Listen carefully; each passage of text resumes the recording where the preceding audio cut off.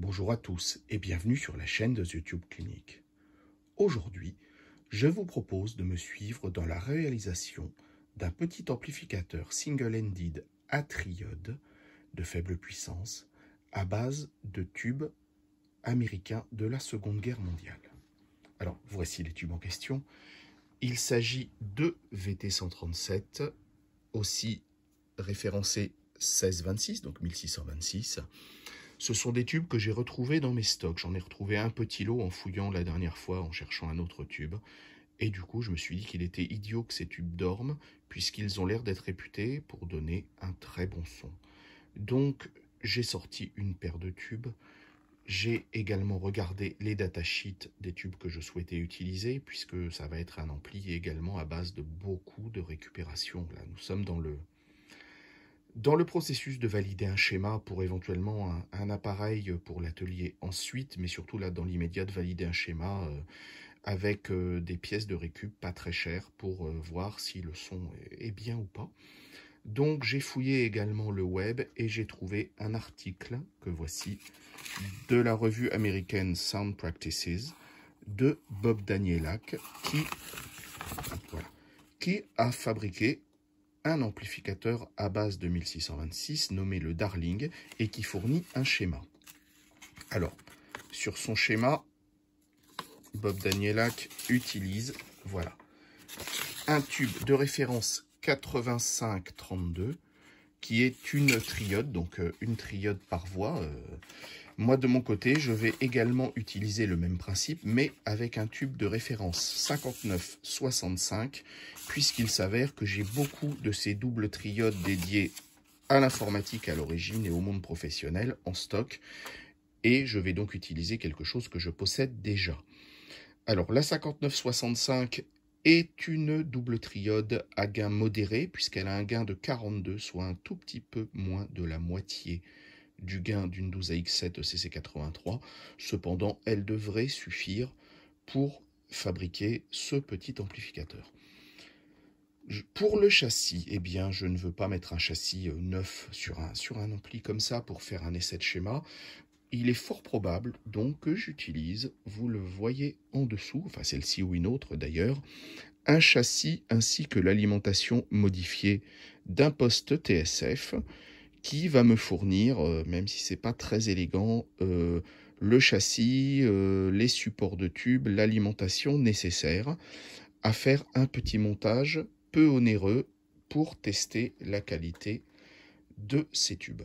Ce sera un do-it-yourself, bien entendu, pas mal de bricolage comme d'habitude, vous commencez à en avoir l'habitude dans mes vidéos.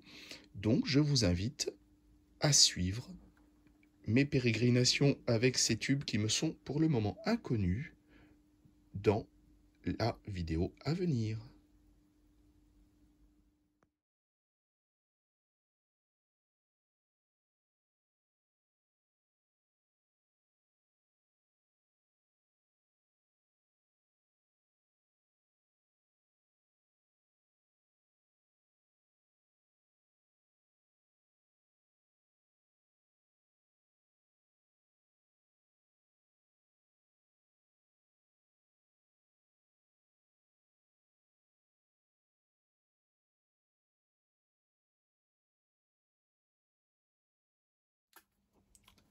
Dans un premier temps, j'ai posé tout l'accastillage, à savoir, j'ai gardé les supports de tubes dont j'avais besoin, j'ai rajouté un adaptateur et un support de tube Noval pour la 5965, deux petits transeaux de sortie, une alimentation à découpage en l'occurrence de 12 volts puisque j'ai besoin de 12 volts 6 pour les filaments.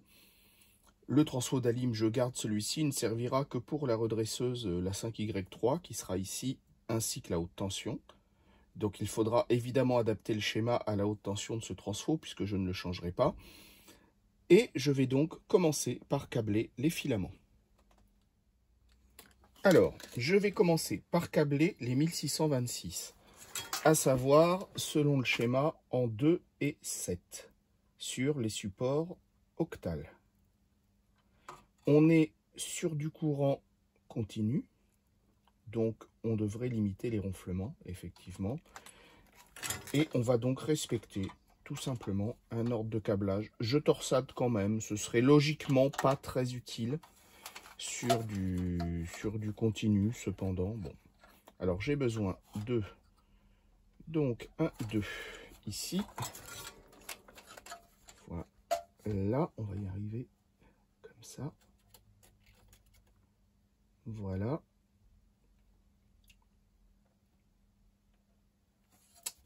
Et 7. Ici.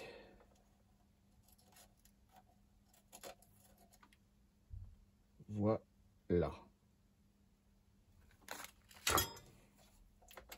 Alors, je replie bien mes fils. Je les écarte de la redresseuse. Je vais même le passer là, si je peux, peut-être.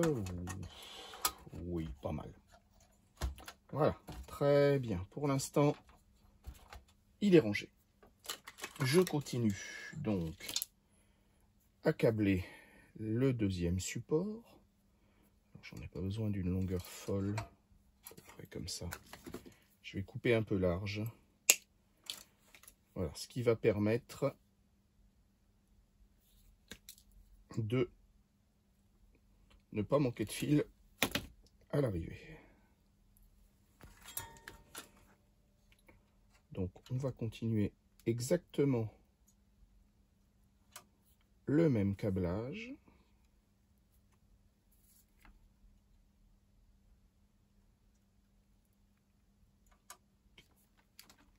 Voilà, alors on repart d'ici. Nous y voilà, et de là.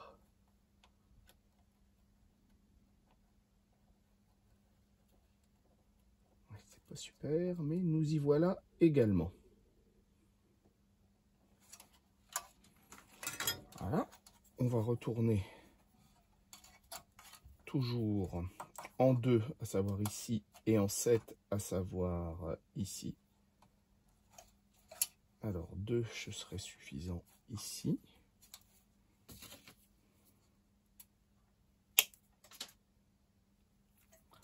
Voilà, tac. En courant continu, on devrait avoir un montage plus silencieux, bien que la 1626 ne soit pas une triode à cathode commune. Donc c'est une triode à cathode séparée. Et donc on pourrait la câbler en alternatif sans souci. Le tout, c'est que mon transfo ici ne fait pas de 12 volts 6. Donc voilà, j'ai choisi, on va dire, la solution de facilité. Cette soudure est très laide. Hop là, c'est un peu mieux. Voilà. Voilà, j'ai donc choisi, disais-je, la solution de facilité, et je vais donc tout mettre en continu. Alors la lime à découpage, il y a des gens pour, il y a des gens contre. Moi j'avoue que dans les triodes, je trouve ça plutôt pas mal. J'ai monté pas mal de 2A3 et de 45, dont celui que j'utilise à la maison, que vous avez vu dans le short de cette semaine, qui sont chauffés par des alimes à découpage et qui me donnent entière satisfaction avec un taux de silence bien supérieur à un filament en alternatif sur ce type de tube qui, elles, par contre, sont à cathode commune. Alors, 6, 7, donc 7 et 8 là, oui. Voilà, faisons les choses comme il faut. Voilà. Et maintenant, il va nous falloir ici, tiens, un petit bout d'étain qui ne me plaît pas. Jamais laisser traîner de résidus de soudure. C'est la meilleure solution pour faire un court-circuit et avoir un souci au redémarrage. Là aussi, voilà. Alors maintenant, ici, c'est 4 et 5. 1, 2, 3, 4 et 5 ici. Donc, pareil.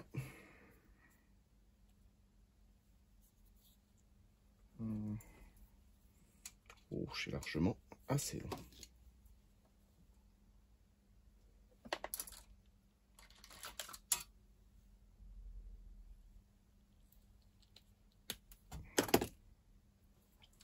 La 5965, exactement comme une 12AT, 12AX, 12AU, donc les ECC, donc 81, pardon, 83 et 82, peut se chauffer indifféremment en 12 volts 6 ou en 6 volts 3. Donc c'est juste un câblage sur le support. Moi j'ai choisi de la chauffer en 12 volts. Donc voilà, je vais... Voilà, pas merveilleux, mais ça devrait suffire. Voilà.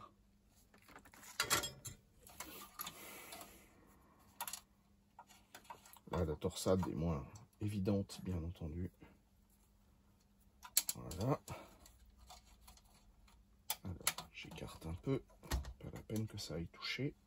Alors, 1, 2, 3, 4. On va mettre l'orange en 4 et le noir en 5. De manière tout à fait aléatoire. On pourrait bien entendu faire l'inverse. Ça ne changerait pas grand-chose.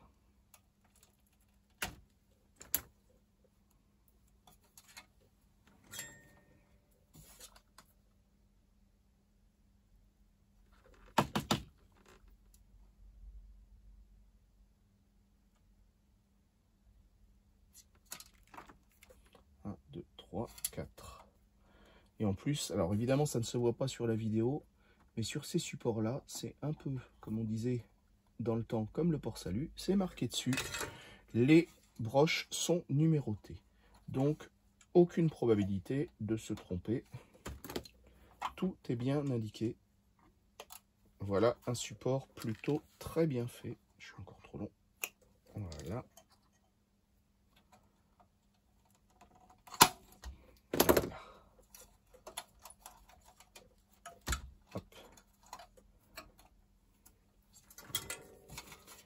Et si tout va bien, on devrait avoir des tubes qui vont chauffer en termes de filaments. Voilà, 4 et 5. On va essayer de ranger un peu ça. Hop. Je les aplatis pour qu'ils n'aillent pas. Je ne veux pas qu'ils touchent au châssis. Voilà. Normalement, on va vérifier.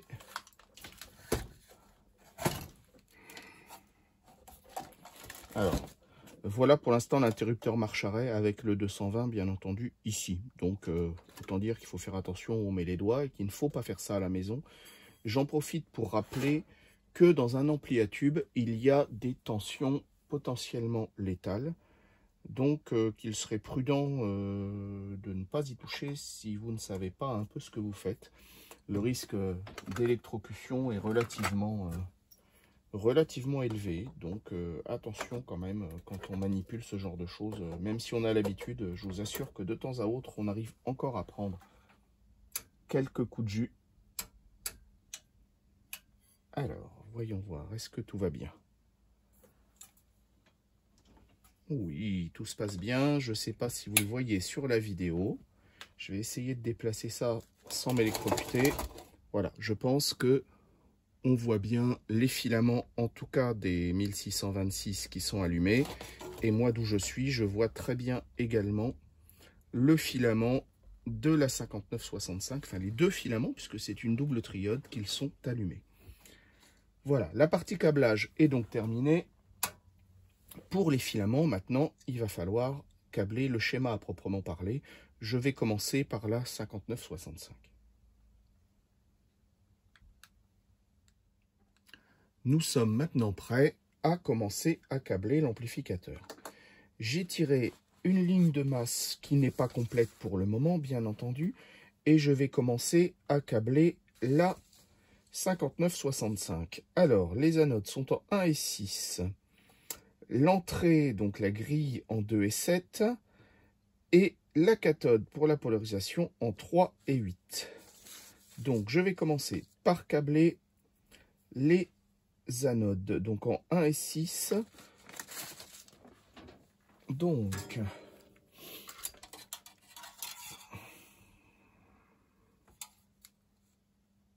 alors, le câblage est assez simple, le support est numéroté. Donc, on se garantit peu d'erreurs.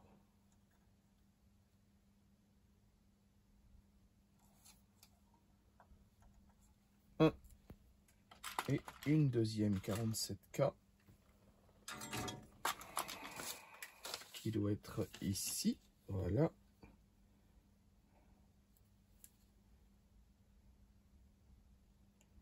Et qui va donc, alors bien surveiller, en 6. Donc bien entendu, hein, je fais tout en doublon puisque la 5765 est une double triode, donc une lampe potentiellement stéréophonique. Alors le 6, très pratique, il est sous la ligne de masse, ici. Alors, vérifiez de bien y être.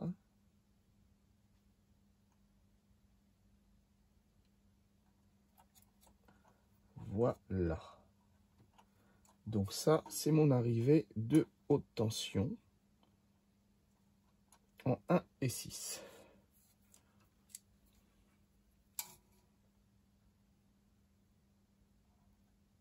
Voilà, je les relie ensemble puisque de toute façon, voilà, un seul rail de haute tension arrivera. Il me faut ensuite les entrées en 2 et 7. Alors, par principe, moi je mets toujours une résistance, même si elle est assez élevée, qui met la grille d'entrée à la masse pour éviter les mauvaises surprises de grille en l'air en cas de problème de potentiomètre ou d'ampli mal branché. Donc en 2 et 7. Alors.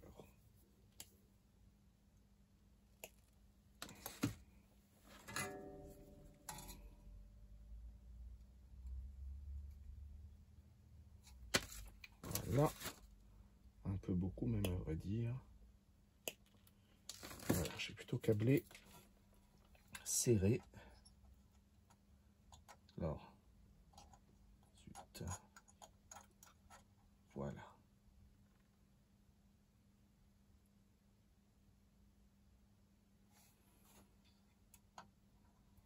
En 2, qui va aller bien entendu à la masse. Il faudra donc faire très attention que la haute tension qui n'est pas si éloignée ne touche pas la masse. Ça, ce sera avant la mise en route du circuit, bien entendu. Alors, une, en voici une.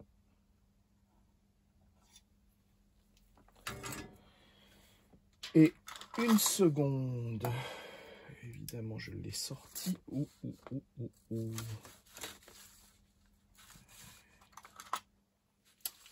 Eh bien voilà, je ne sais plus où je l'ai mise. Il va falloir que j'aille rechercher une nouvelle résistance.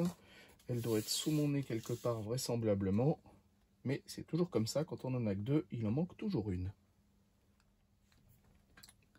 Alors, résistance retrouvée, elle était tout simplement dans le châssis de l'ampli. Donc, on a dit 2 et 7 pour l'entrée. C'est parti. On va câbler 2 et 7.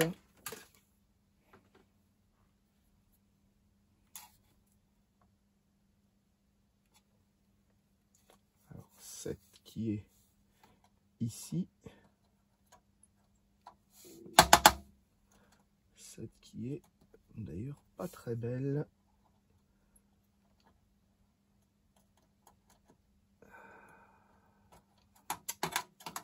Alors bon.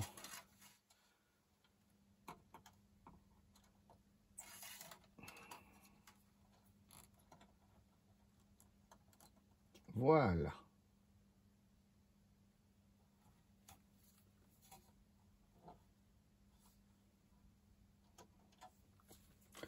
Deux et 7. Voici donc notre entrée qui va se souder ici. Voilà. Et il reste ensuite la cathode. La cathode, alors les valeurs dépendent beaucoup, les valeurs de polarisation dépendent beaucoup de la tension. Donc je vais mettre une résistance de test pour le moment en sachant qu'elle ne fera certainement pas l'affaire, donc je ne vais pas la couper pour l'instant. Je l'affinerai évidemment une fois la lime mise en place, terminée. Alors, voilà. La cathode, donc en 3 et 8. Donc ici.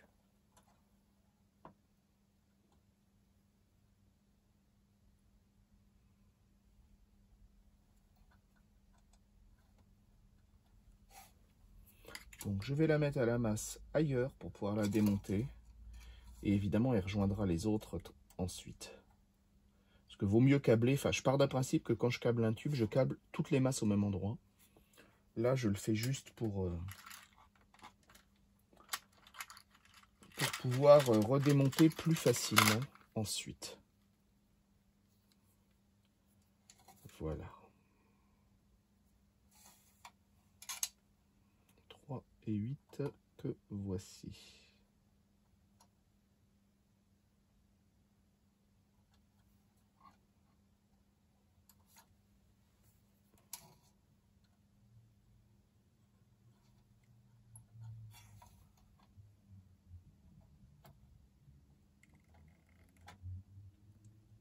Voilà.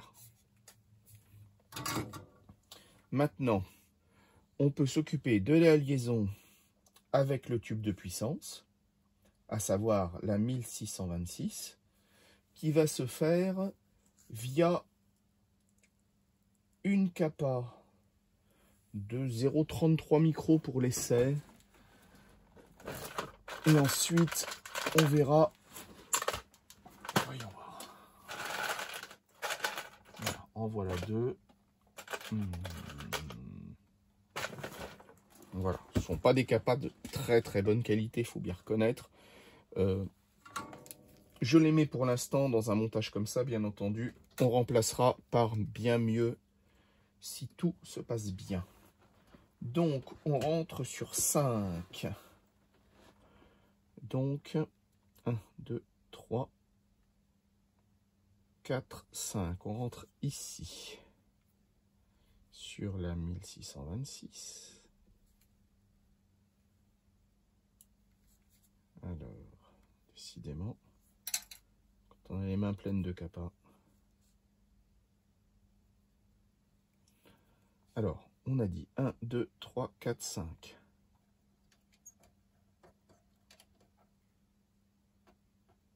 Sur la 1626. Et on sort de 1 et 6. Donc là, on va aller, par exemple,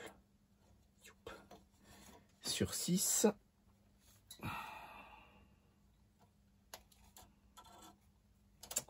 Ce qui est tout sauf facile, évidemment, maintenant que tout est câblé.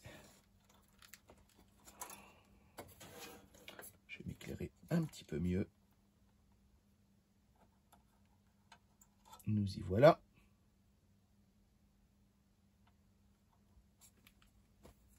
Et sur 1.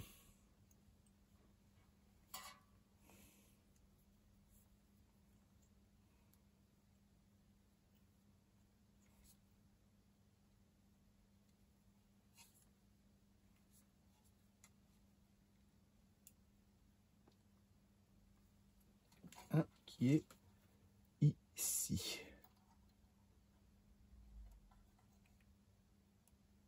Voilà. Alors, 1, 2, 3, 4, 5. 1 et 5, on a dit ici. Voilà. Maintenant, on a une polar en 8 et une anode en 3 qui passe par le transformateur de sortie. On va avoir des longs câbles de haute tension parce que j'ai mis les transfos de sortie pour des raisons simplement de trous, de pratique assez éloignés du transfo d'alim. Donc c'est pas l'idéal, mais on part d'un principe que ça devrait fonctionner comme ça. Voilà, alors je veux des 1 kilo ohm. Voilà. Alors, Je vais mettre des résistances un peu costauds. Donc en 8. Donc ici. 1 kilo à la masse. Voilà donc ma résistance. 2 cathodes pour la polarisation. Alors c'est pareil, dans l'immédiat, je ne la coupe pas, parce que je pars du principe qu'il faudra sans doute affiner par rapport au wattage. Évidemment, ça ne tient pas. Voilà, ce sont des vieux supports hein, avec donc pas mal de vieil étain. Et ça ne... Tout ce petit monde-là est quand même bien oxydé. Hein. Je vous rappelle qu'on est sur le châssis d'une TSF des années 40. Et que donc, voilà, les supports sont d'époque. Il ne faut pas s'attendre à un miracle absolu en termes de fonctionnement. Voilà, je vais la replier. C'est pas facile, sans que ça touche la masse, évidemment. Pour remettre, voilà, ce petit morceau-là à la masse. Voilà.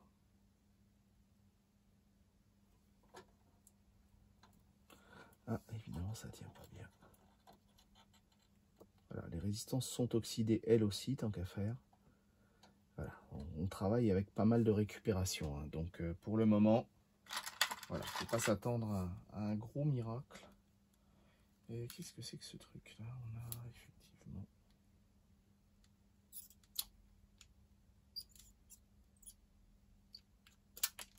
Voilà. Des résistances de récup toujours, hein, donc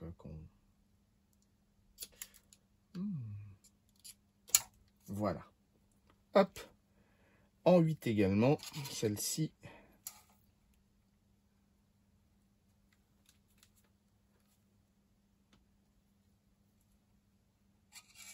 Alors 8 ici. Voilà. Et qui va aller à la masse ici. Je vais l'emmener un peu plus loin parce qu'elle est un peu courte. Voilà. Alors voilà, pour ce qui est du câblage, de la liaison des deux tubes, de la haute tension, de l'entrée, de la sortie, on est bon. Il va rester maintenant à câbler les transformateurs de sortie. Pour ce qui est des transformateurs de sortie, j'ai utilisé de la récupération également, à savoir des petits Audax d'électrophone, donc rien de... ni d'exceptionnel, ni même de vraiment très très bon, soit dit entre nous. Et donc, pour l'instant, ils feront l'affaire. Alors, je vais câbler les hautes tensions. Je vais tout de même vérifier rapidement que j'aille pas inverser les enroulements et que mes enroulements sont bons parce que je les ai même pas testés. Donc normalement là on doit être sur l'enroulement de haute tension en théorie. Oui. Et là on doit être sur la sortie haut-parleur. Ah.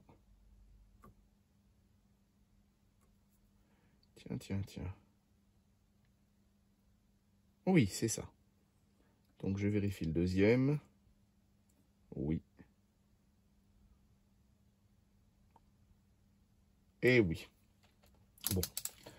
C'est une mesure empirique, mais ça permet de vérifier que les transformateurs sont en bon état. Enfin, du moins pas coupés. Pour ce qui est de la qualité, effectivement, un ampli comme ça en version, on va dire, plus onéreuse, mieux finie, enfin, si on peut dire, mériterait bien sûr des transformateurs de bien meilleure qualité. Mais je pense qu'on peut peut-être déjà obtenir quelque chose d'assez sympathique avec si peu. Et bien entendu, je vous rappelle que le principe de cette vidéo est quand même de faire un amplificateur à triode avec de la récupération. Je vais passer les fils ici. Ils vont aller se brancher sur les 1626. Celui-ci, je vais le passer là. Voilà, donc on va voir. Celui-ci, ce sera... Je retourne. celui-ci ira sur celle-là, donc. Alors, 1626, l'anode est en 3. Alors, voyons voir. 1, 2, 3. L'anode est ici.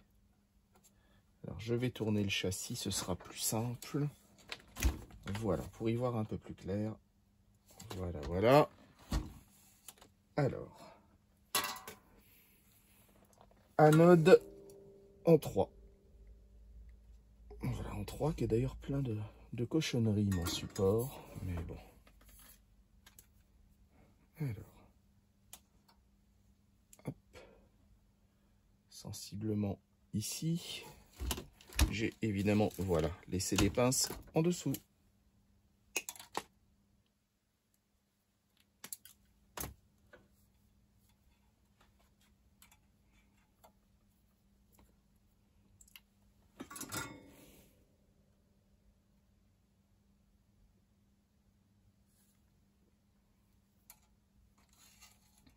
Et voilà une haute tension.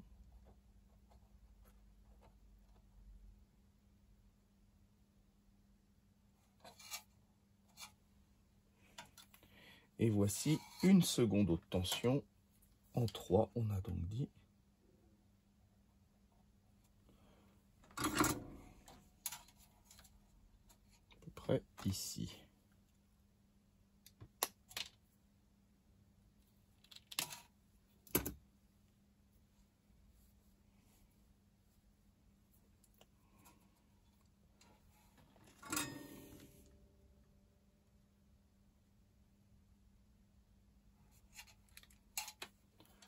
Voilà, 3 ici.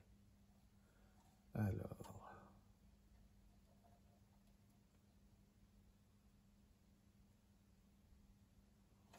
Voilà. On va maintenant câbler les haut-parleurs. On va pour cela se servir d'un code couleur orange et noir. On va câbler, vous pouvez le voir ici, sur les fiches bananes d'époque. Hein, on va pas s'embêter plus. Elles sont là, autant s'en servir. Donc, premier transformateur, on va câbler les négatifs. Tout d'abord. Donc, les moins HP, qui seront de toute façon reliés à la masse ensuite. Que voici. Hop, on va les câbler ici, ce sera bien.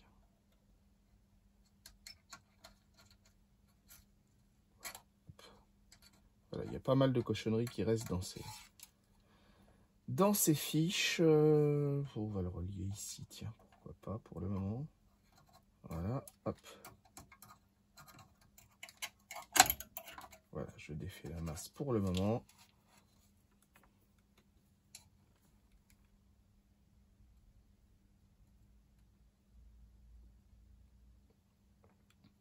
Donc les câbles dans l'autre sens. Je vais peut-être plutôt les câbler dans l'autre sens. Je vais peut-être câbler le négatif ici. Voilà, ce sera plus simple. Et les positifs au milieu. Voilà, alors un négatif qui va donc aller au transformateur de sortie ici. Voilà un deuxième que je vais câbler donc près de la masse. Comme ça, si par malheur un faux contact se produisait, ce serait qu'un contact entre masse et masse. Il y a vraiment plein de cochonneries dans ces supports. C'est assez terrifiant, il faut reconnaître, qui évidemment tombe où il ne faut pas. Allez, voilà. Voilà, le négatif est posé. Il va aller, on va dire ici par exemple. Hop. Alors, j'ai vu un morceau de soudure qui se balade. Et il est vraiment pas question, voilà, que ça traîne partout. Alors, voilà. On évite le pire tout de suite. Ensuite, un positif. Alors, je suis toujours en train d'utiliser les fils restants des alimentations d'ordinateur de la dernière fois, de la dernière vidéo du petit ampli à 6AQ5 et 6AV6. Donc j'utilise les couleurs que j'ai sous la main hein, sur ces fils-là, bien entendu. Donc le positif sera orange. Et voilà. Un.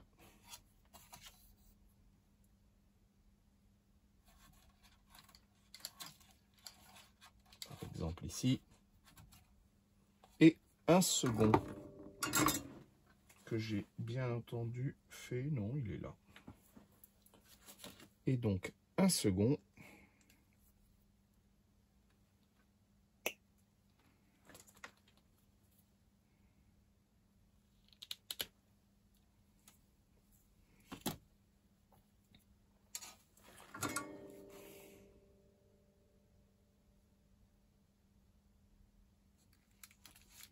Qui va aller ici. Voilà. Et qu'on va faire passer... bonne question, par exemple ici. Hop. Alors, je retourne l'ampli de façon à pouvoir câbler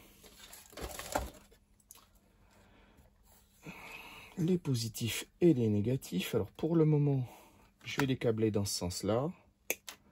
Évidemment, il y a normalement un sens pour les transformateurs. On le repère aisément quand on applique une contre-réaction, puisque ça fait siffler le système les 3/4 du temps. Donc, il s'agit de pouvoir inverser les fils si par ailleurs, lors de l'application d'une contre-réaction, on a quelque chose, un sifflement ou un accrochage inattendu.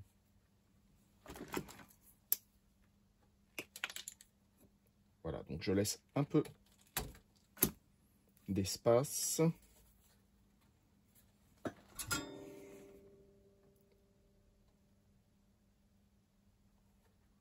Voilà.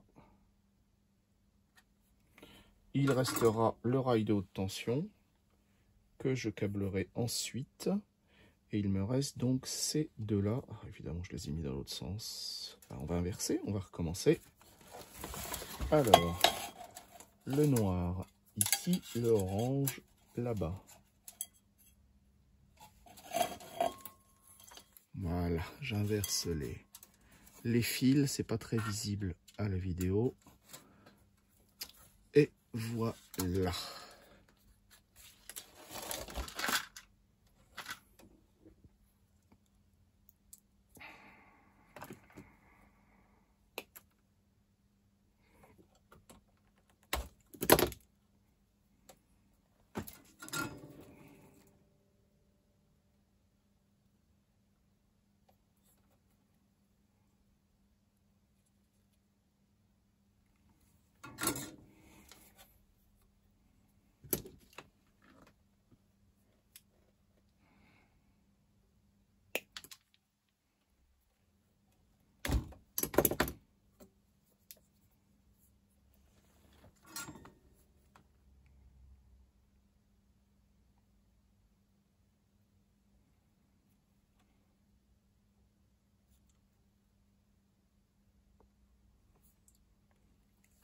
Voilà, nos sorties haut-parleurs sont câblées. Maintenant, il ne reste plus qu'à s'attaquer à l'alimentation. Alors, j'ai bricolé une alimentation approximative. Je ne suis pas tombé très loin des bonnes tensions. Pour l'instant, je regarde, il me faudrait sensiblement, je dis bien sensiblement, mais pas à quelque chose près, 265 volts. Or, à pleine charge, alors je ne sais pas si on verra, en tout cas, moi je lis, j'ai en entrée d'alim 237 volts. Voilà, 236 volts à peu près, 237. Donc je suis un petit peu bas. Je vais donc ajuster la valeur de ma résistance ici. Je vais vérifier surtout qu'il n'y ait plus de courant.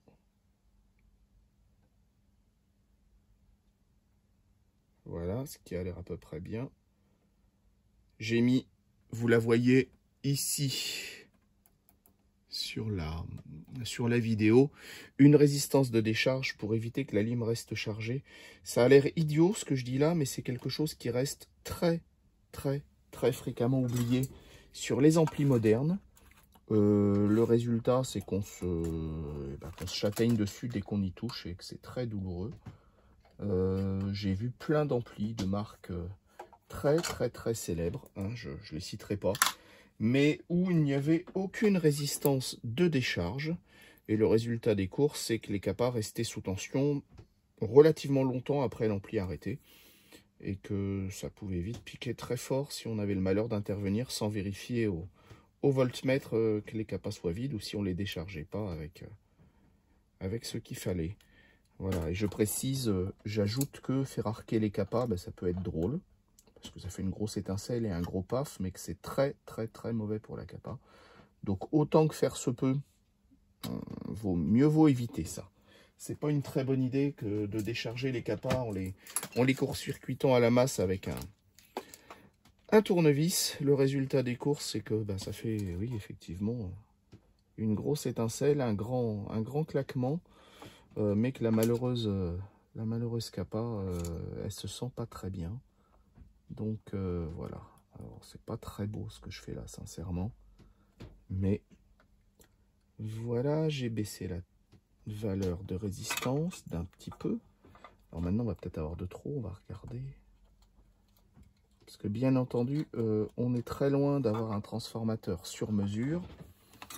Alors, on va regarder que rien ne touche, non, parce qu'on a quand même une haute tension relativement élevée. Je dévolte, je rallume. Ça, c'est mon élément à découpage qui consomme. Voilà, tout le monde s'est mis en route. Je précise que les deux tubes de puissance sont montés pour l'instant. Et là, on a, voyons voir, ça monte, ça monte, ça monte. Je remets plein pot, voir où on va.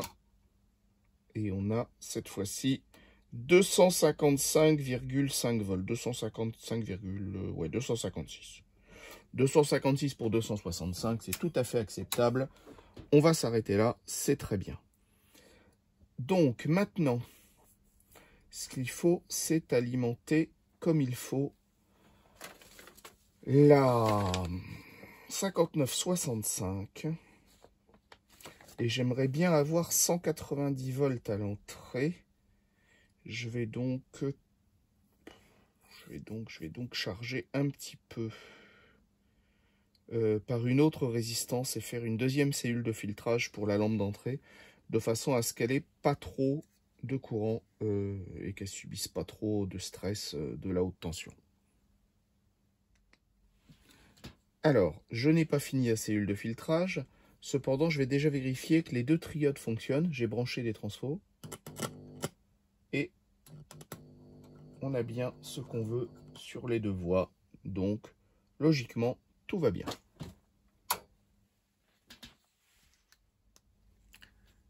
Alors, j'ai rajouté l'entrée, je vais vérifier mes tensions et je me rends compte, voilà, que j'ai un problème. A priori, ma lampe d'entrée ne semble pas consommer des masses. Non, pas du tout. Du tout. Donc, j'ai bien trop sur ma lampe d'entrée et je présume que c'est parce qu'elle polarise mal. Oui, tout à fait. On n'a pas de polarisation, donc voilà, mon idée d'avoir mis de côté la résistance de polarisation était bonne. On va éteindre avant de faire des dégâts. Puisque la polarisation est mauvaise, il n'y a aucun doute possible, la lampe ne consomme pas, donc elle ne débite pas, elle ne fonctionne pas. Le schéma commence à fonctionner convenablement. Je vais donc câbler des entrées. À l'origine, j'ai récupéré deux vieilles RCA ici, que vous voyez, gauche et droite. Et je pensais les câbler en direct. Cependant, j'ai un vieux potentiomètre qui traîne. Je vais peut-être l'essayer également, voir si jamais il fonctionne toujours. Alors, on va commencer par câbler une masse. Alors, je vais la prendre certainement ici et l'emmener jusqu'au potentiomètre. Voilà, on va vérifier que le potentiomètre fonctionne. Je ne l'ai même pas testé, donc si ça se trouve il est coupé ou rempli de faux contacts, ça va être une catastrophe. Cependant, on va tout de même essayer.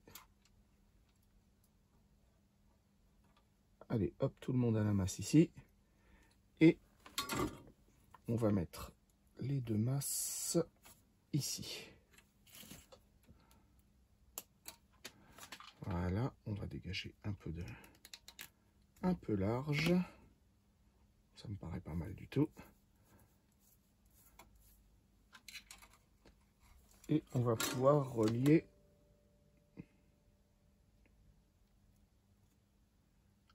la masse au potentiomètre. Alors, et 2, 1.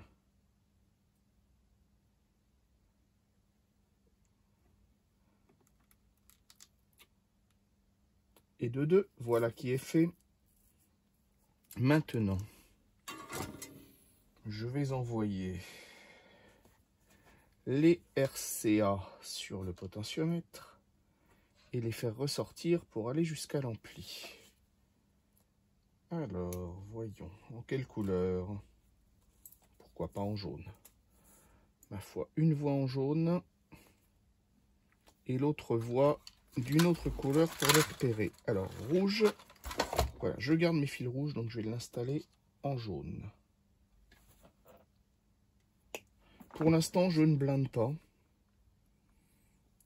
Si jamais ça ronflait, je mettrai du fil blindé. Parfois, le mieux étant l'ennemi du bien, de tout câbler au fil blindé, ça ne fonctionne pas forcément. Beaucoup d'amplis anciens sont câblés et bien comme ça, en fil sensiblement volant, et fonctionnent très bien. Donc voilà, on va partir d'un principe que... Ah, tiens, je ne sais pas qui avait soudé ces RCA auparavant, mais c'est quand même pas merveilleux ce qui a été fait là. J'aurais peut-être tout de même dû et pu les nettoyer un petit peu. Bon, on va partir d'un principe que ça va aller. Donc ça, c'est une entrée.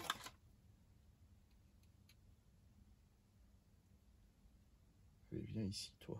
Oh, voilà. Toc. On va faire la sortie, si on a assez long, de la même couleur, qui va aller ici. Oh bah oui, il y a largement assez long. Bon, honnêtement, les probabilités de ronflement sont très importantes. On va voir si besoin est, on utilisera du blindé. On va bien voir ce qui se passe. Parfois, on peut avoir de bonnes surprises. On va rester optimiste. Hop, donc la sortie ici. Hop, voilà. Qui va aller jusque là-bas. Donc je vais l'étamer.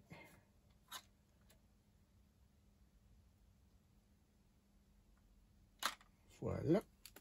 Tac, tac, tac. Alors.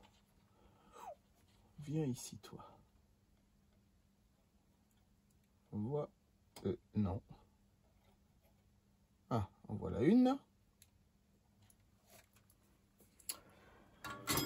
Je ne mets pas de résistance de grille, de grid stopper, en fait, pour la bonne raison que j'estime que, logiquement, le schéma ne devrait pas osciller. Donc, voilà, je vais faire confiance un peu au schéma et partir du principe qu'il n'oscillera pas. Alors, idem pour l'autre voie que je vais faire en violet.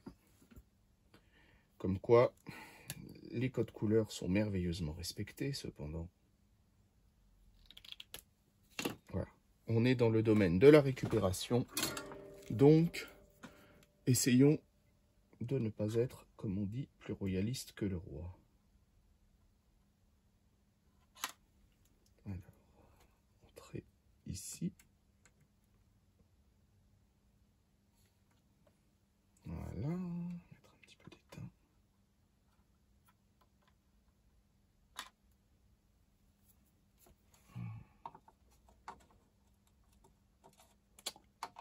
Oh, J'adore les beaux pâtés qui ont été faits sur CRCA.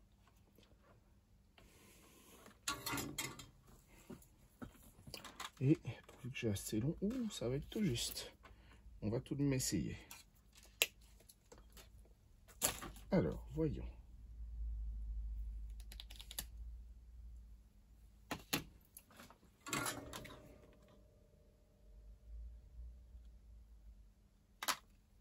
Alors. Ah, oh là là, c'est pratique ça.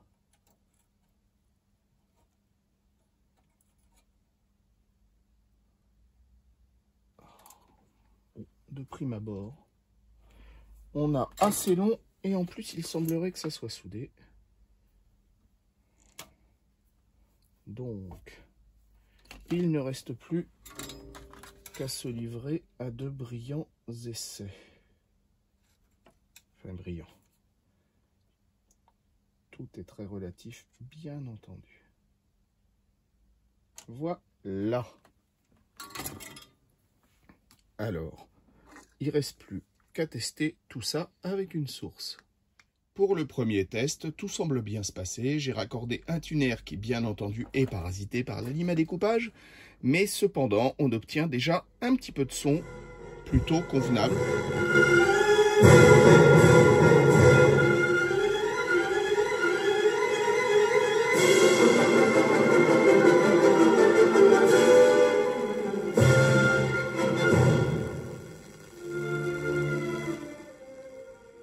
Voilà, vous entendez les parasites dus à la lime à découpage. Je vais continuer à affiner le schéma un petit peu et je vais vous retrouver sur un système un peu plus abouti et de grosses enceintes pour voir un peu ce qui se passe. Le potentiomètre fonctionne, il n'a pas l'air d'être d'une efficacité redoutable. Je ne sais pas si je le supprimerai pas. Mais bon, pour le moment, je vais le laisser. Il est pratique même s'il faut le monter très fort. Il permet tout de même de garder un volume écoutable. Voilà, le câblage de base se termine. Il n'y a pas de contre-réaction pour l'instant, donc l'appareil est monté comme un ampli à triode classique, c'est-à-dire sans contre-réaction, alors que des transfos plus que moyens comme ceux que j'ai utilisés en sortie mériteraient effectivement une contre-réaction. Le câblage est ce qu'il est, mais cependant ça ne ronfle pas, le son est là.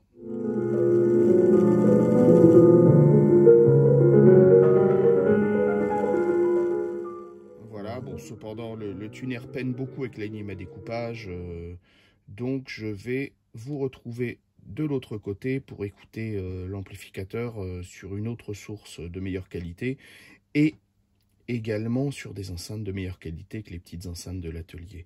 Enfin, toujours est-il que pour le peu investi, eh bien, c'est plutôt pas mal du tout. Donc, preuve une fois de plus qu'on peut faire relativement beaucoup, parce qu'il faut toujours relativiser, bien entendu, c'est pas le dernier ampli audiophile en date, hein, c'est évident, mais on peut faire relativement beaucoup et des petits amplis très très agréables dans un minimum de moyens, et on peut faire évidemment bien plus joli que ça, parce que j'ai pris un châssis de radio, je me suis un peu amusé, c'était un exercice et un jeu autant qu'une réalisation sérieuse, mais bon. Toujours est-il que 5965 plus 1626, manifestement, cela semble très bien fonctionner. On va voir ça tout de suite sur les grosses enceintes pour avoir confirmation ou infirmation de la qualité de cet ampli.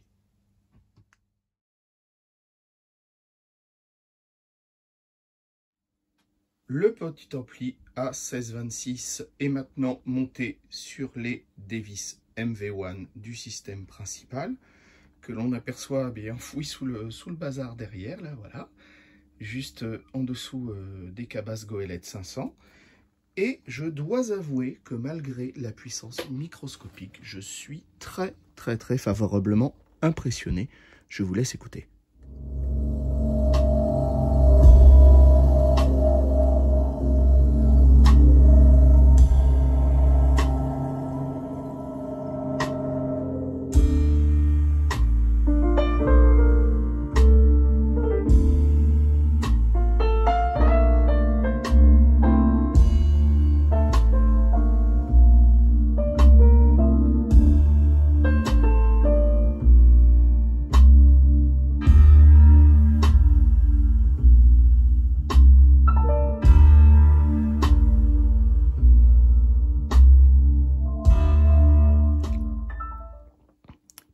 Pour un appareil aussi simple, le son est tout simplement surprenant. Cela confirme que ces petites triodes sont capables de merveilles, il faut bien reconnaître. J'ai remplacé la 5965 devant par un modèle militaire de haute qualité. Le son s'en ressent très favorablement. Et ces tout petits transfos, mais finalement, ne sont pas si ridicules que ça et donnent un son tout à fait agréable, même sur de grosses enceintes. Alors évidemment, on est loin de la puissance ou de la vivacité d'une 845 ou d'un tube comme ça, mais on se rapproche de certaines triodes anciennes comme les 45, les 2A3. Et ces triodes-là, c'est une écoute très très agréable sur du jazz, sur du classique et sur pas mal de choses. Voilà, et bien cette fois-ci la vidéo se termine. N'oubliez pas que si vous devez réaliser vous-même ce type d'appareil, d'être bien averti que les tensions utilisées sont dangereuses. On est au-dessus de 250 volts et ça peut faire très très mal, sans parler du secteur qui se balade un peu partout. Voilà, n'oubliez pas également de vous abonner à notre chaîne The Tube Clinic et de cliquer sur la petite cloche pour être tenu informé par notification de toutes les nouveautés. Je vous dis à très bientôt pour une nouvelle conception ou un nouveau schéma.